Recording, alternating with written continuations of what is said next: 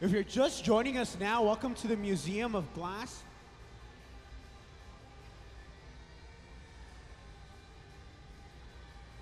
Now here today we have a very exciting day. We have a legend in the building. We have Richard Royal working down here in the center of the hot shop.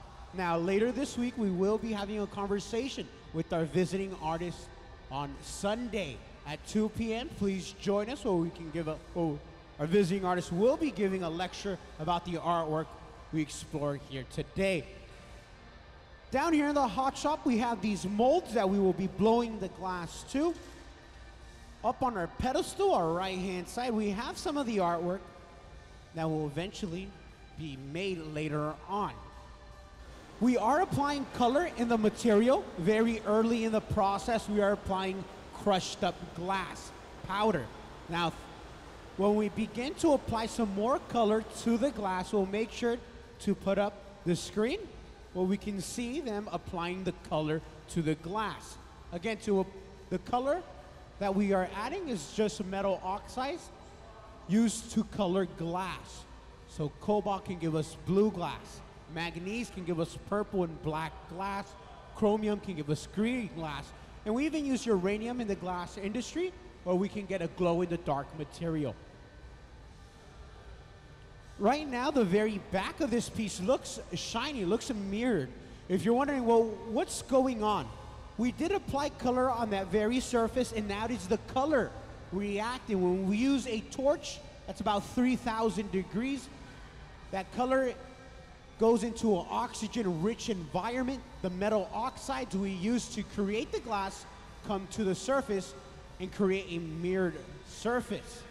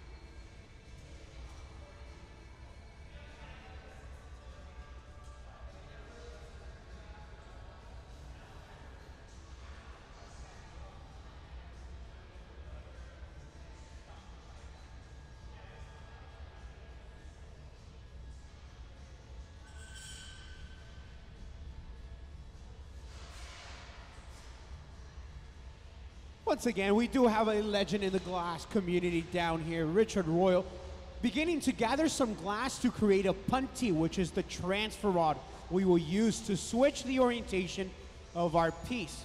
Now, we need to make a handful of all these pieces. It typically takes about 3 weeks to a couple months to create some of the artwork that we see on our pedestal. So even after all this work that we make here today, there is still a long journey this glass has to take to be a completed form.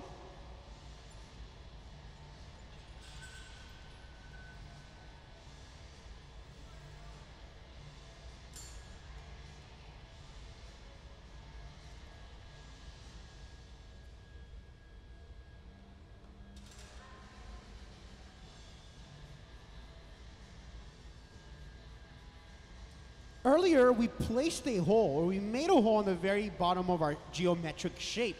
We are also applying a new punty that has a hole.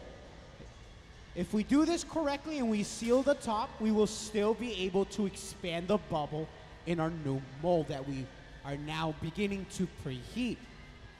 The reason why we preheat these molds is if we don't, we begin to get chill marks in the glass, some residue or in the glass or the surface.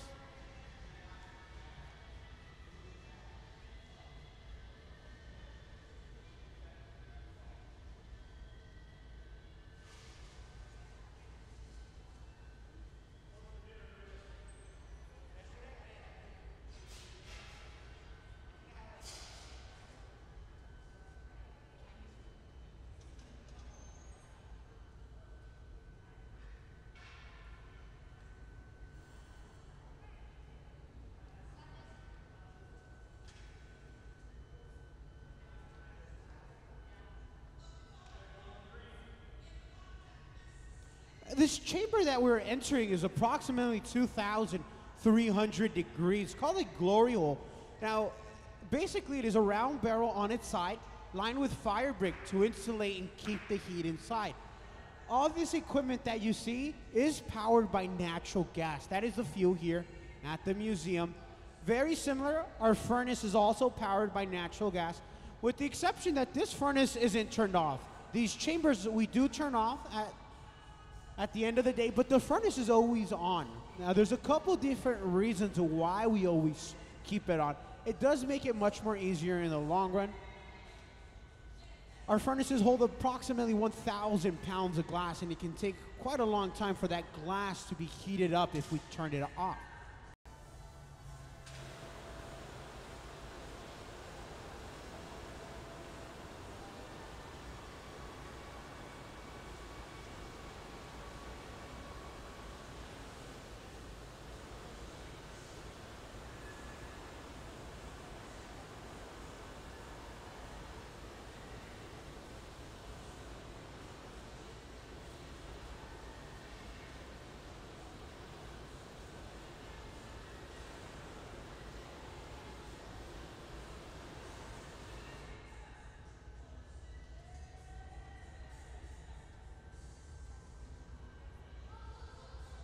As we stuff our piece back into the mold to create a perfect shape, down on the left-hand side we have Sarah, who's beginning to gather more molten material for the next piece. The move that we're seeing Sarah perform by holding the rod straight down, we're doing a couple different things. We are getting rid of excess material, but we're also left with a beautiful symmetrical shape, which is very important in the glass making process. It is now time to apply that color. Again, we are sifting the color on the surface in our powder box. Again, we do not want to be breathing this material in, so we make sure we do it in an enclosed environment where any particles that might flow away will be sucked away and out of this museum.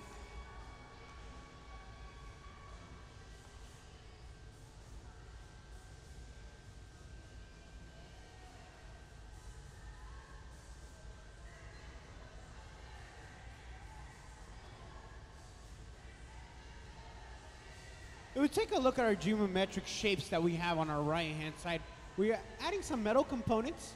Now, to do this, we're also adding a little line in the glass. We're using a torch that is extremely hot It's one of the hotter pieces of equipment on this hot shop floor. Now we need to be very careful with this torch because if we overexpose the glass, we can boil the glass and we can even boil away the color. So we need to be very careful, but we will create the indentation in the glass that will later have a metal element.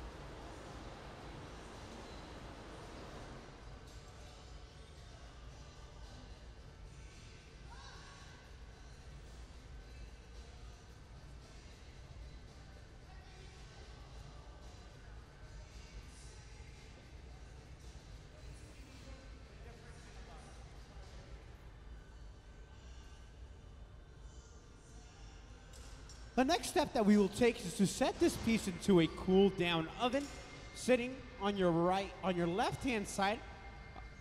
This black oven with the green number 1 is currently sitting at 920 degrees Fahrenheit with a little tap on its way to the cool down oven.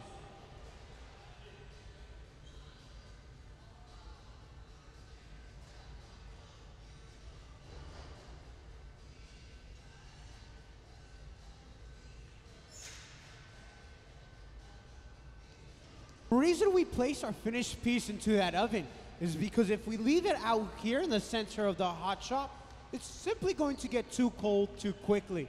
The outside of the glass will cool down faster than the inside. This temperature difference stresses the glass out.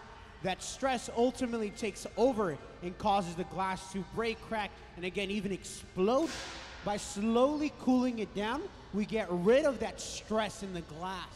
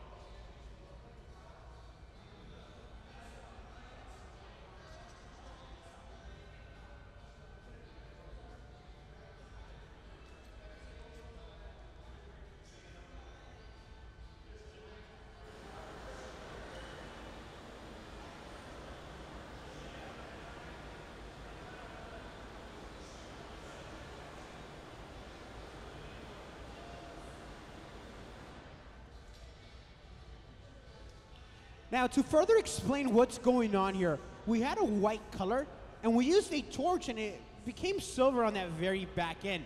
Again, to create colors, we add metal oxides. Different metal oxides from the periodic table will give us different colors. Now, when we use this torch, we create an oxygen-rich environment. That oxygen-rich environment brings all the metal oxides used to create the glass to the surface, and it causes it to shine, to strike. If we want to get rid of this shine, we will just have to go back to the chamber for a deep heat, stay long enough for that oxygen-rich environment that caused the metals to go to the surface to flow back down.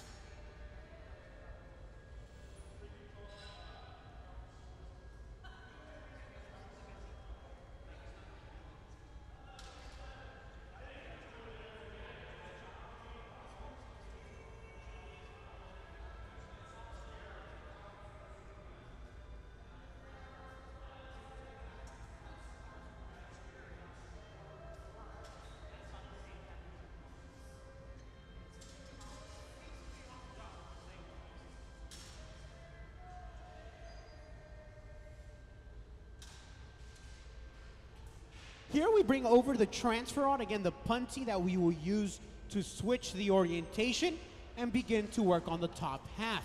The next mold that we will enter, which is on the left side of the mold we used previously, will clean up the very tip, the break-off section.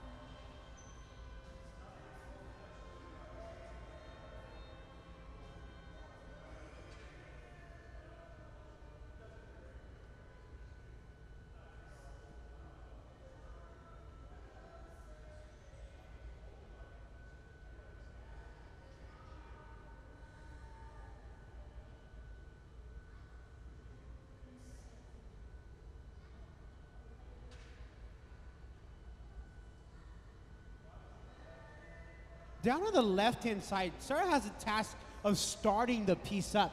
She is using a wet pad of newspaper to shape the bubble. Now the newspaper, we just keep a layer of water on the very surface so we're not sticking to the glass or leaving any residue.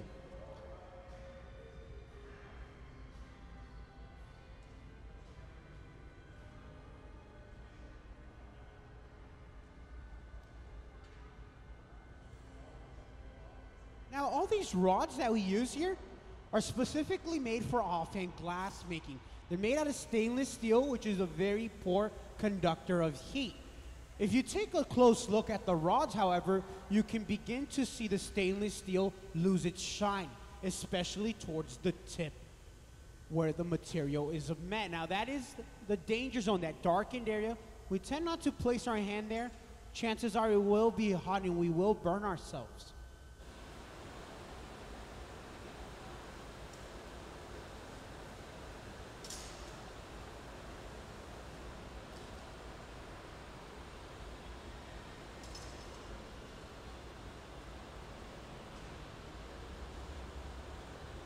As we begin to preheat our next mold that we will use, we preheat the molds.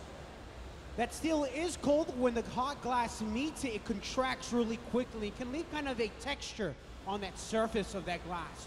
To remove that, we simply preheat the mold. At that same time, Sarah just took another dip of fresh hot material and on its way to the powder booth to have color applied to that surface. Again, the glass comes out of our furnace down here and it has the consistency of honey. So by dipping the rod inside and turning, we can gather a small layer of material.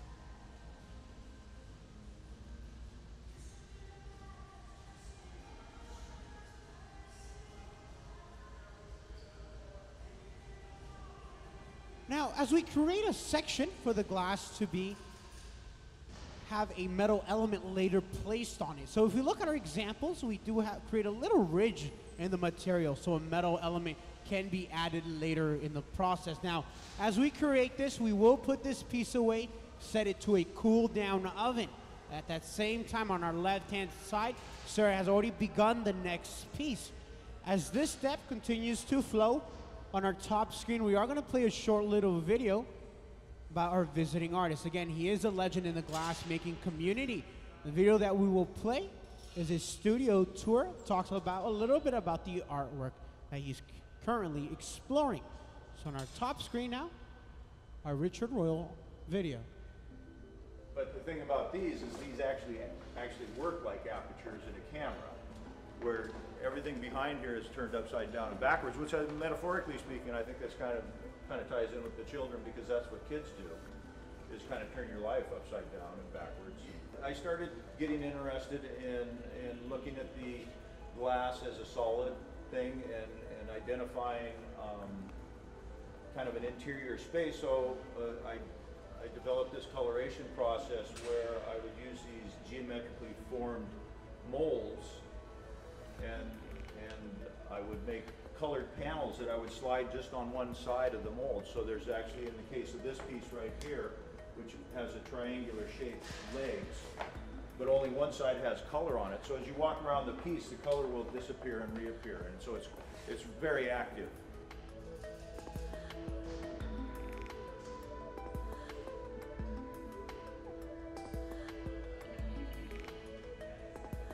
Then I found this book.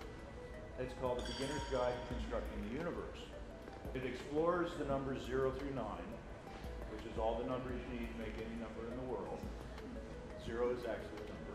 But it talks about their significance in nature and how all things in nature have a geometric significance. So you can break down insects and fruit and all things organic, and you can find geometric formulas, all sorts of geometric patterns, fractals, all sorts of stuff that go on. I didn't really want to replicate anything in nature. I just wanted to make the forms and make organic sculptures out of them. And a couple of these, like this one and the clear one here, they have this spiral, which is kind of an homage to the Fibonacci curve.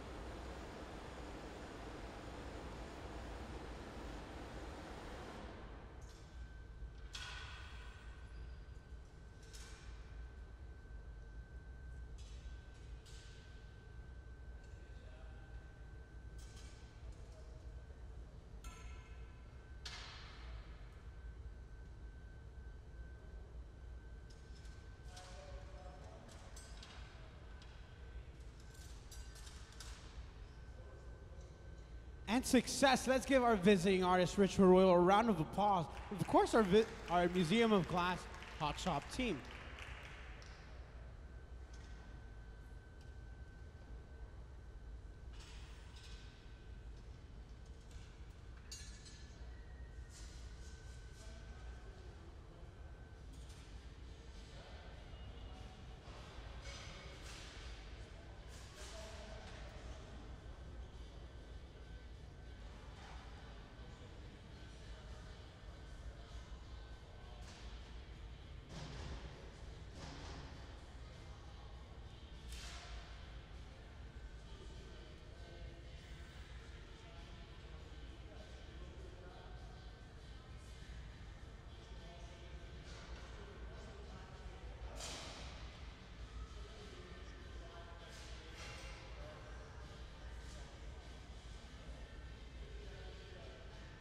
We start off by using a tool called the jacks. Now, it's the Swiss Army knife of glass making.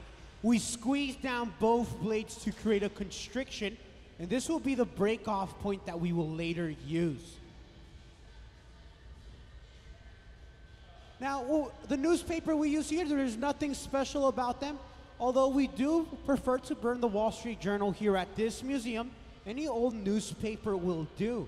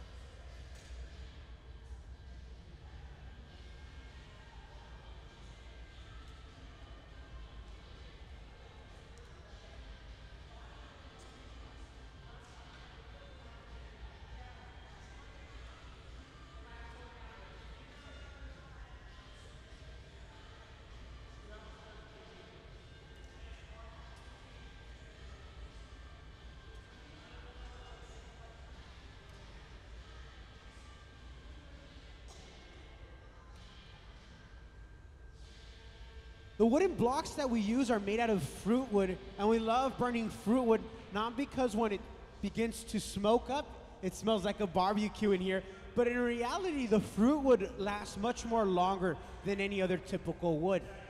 They live in water their whole lives. The only time they ever get pulled out is either to be used or to be cleaned. So they are waterlogged all the way down to the center.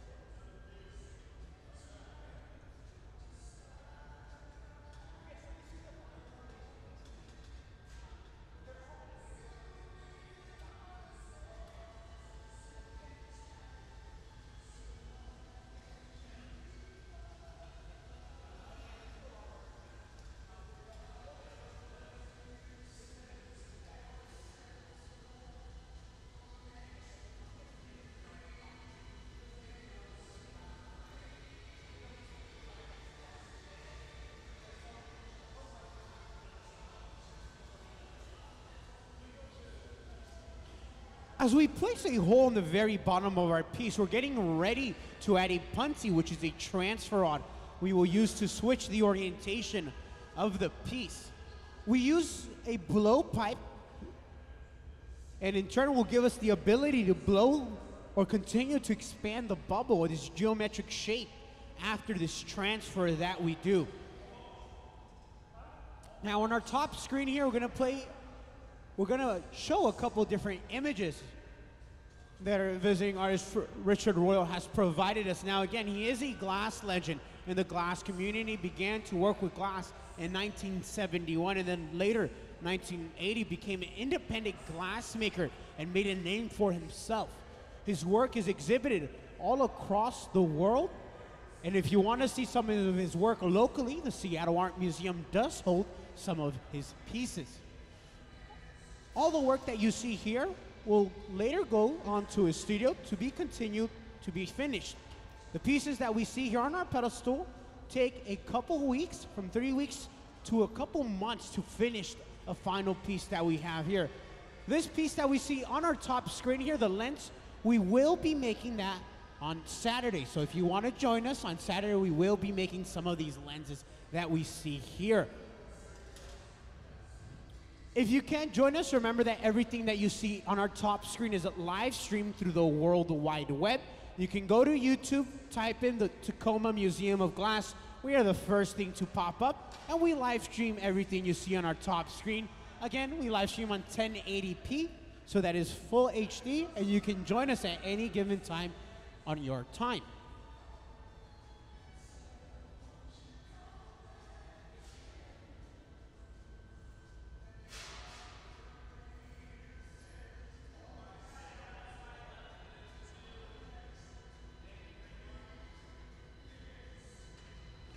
The way this museum works is we're not here to make your average functional glassware like bowls, cups, or vases. I like to describe this museum as Disneyland. Now, this is where dreams come true. We ask visiting artists, we invite visiting artists from across the world to come to this museum and make their artwork.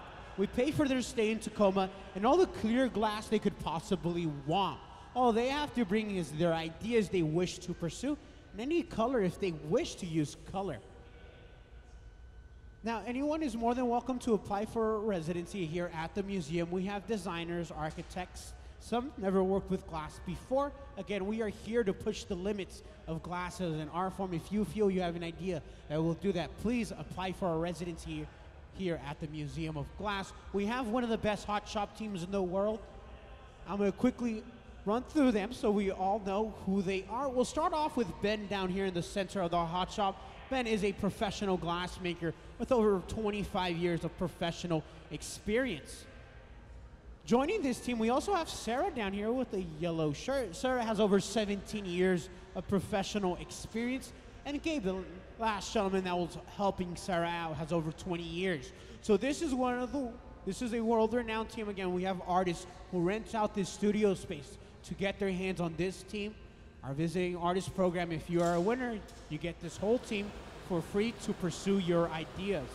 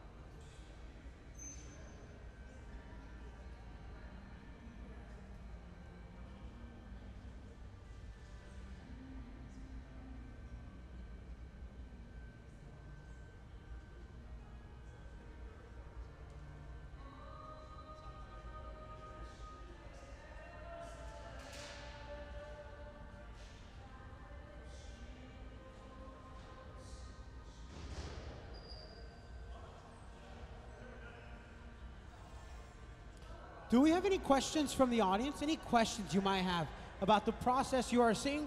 Again, if you just want to sit back, relax, you are more than welcome to do so. Again, I do recommend the top balcony. We have some amazing artwork made here at the museum, but also we have a great view where you can take photos and videos of the glass making.